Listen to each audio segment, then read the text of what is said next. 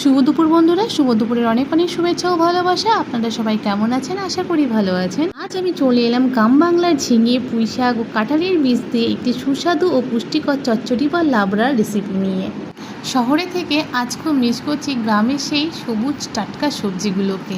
চলুন আজ আমি বানিয়ে নেব হাতের কাছে পাওয়া কিছু শাকসবজি দিয়ে একটা লাবড়া বা চচ্চড়ি। এই যে আপনারা পুঁই ডাঁটা আর পুঁই শাক দেখছেন, এগুলো আমার নিজের হাতে লাগানো আমার শখের সবজির বাগানের সবজি। দেখুন ডাঁটাগুলো কত সরু সরু হয়েছে। চলুন আজ আমি বানিয়ে নেব ঝিঙে, আলু, পুঁই ডাঁটা আর কাঁঠালের বীজ দিয়ে লাবড়া বা চচ্চড়ি।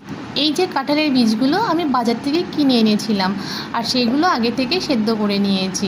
এবার কড়াইতে তেল দিয়ে লঙ্কা ফোড়ন দিয়ে দেবো কেটে রাখা সবজিগুলো। আজ যে আমার রান্নাটা করতে এত ভালো লাগছে, যেহেতু পুঁই ডাঁটা আর পুঁই শাকগুলো আমার নিজের লাগানো, তাই নিজের হাতে লাগানো শাকসবজি দিয়ে রান্না করতে কার না ভালো লাগে বলুন।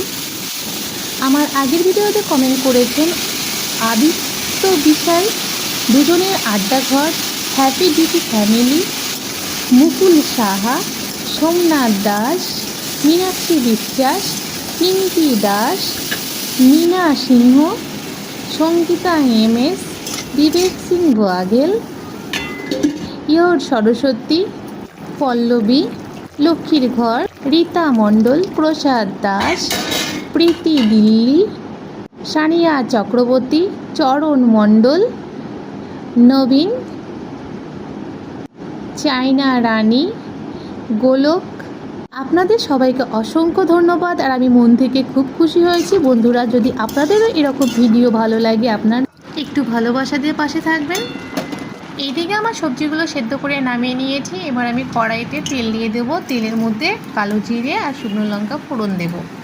তার সঙ্গে দিয়ে দেবো ছোটো করে কেটে রাখা পেঁয়াজ কুচিগুলো।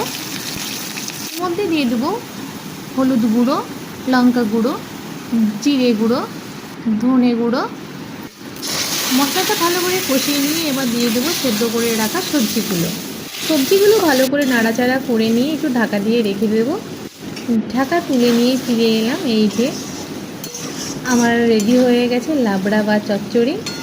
পুরো রেসিপিটা আপনাদের কেমন লাগলো প্লিজ একটু কমেন্টে জানাবেন। বন্ধুরা, আপনারা কারা কারা আমার মতো শহরে থেকে গ্রামের এই টাটকা শাকসবজিগুলোকে মিস করছেন প্লিজ একটু কমেন্টে জানাবেন।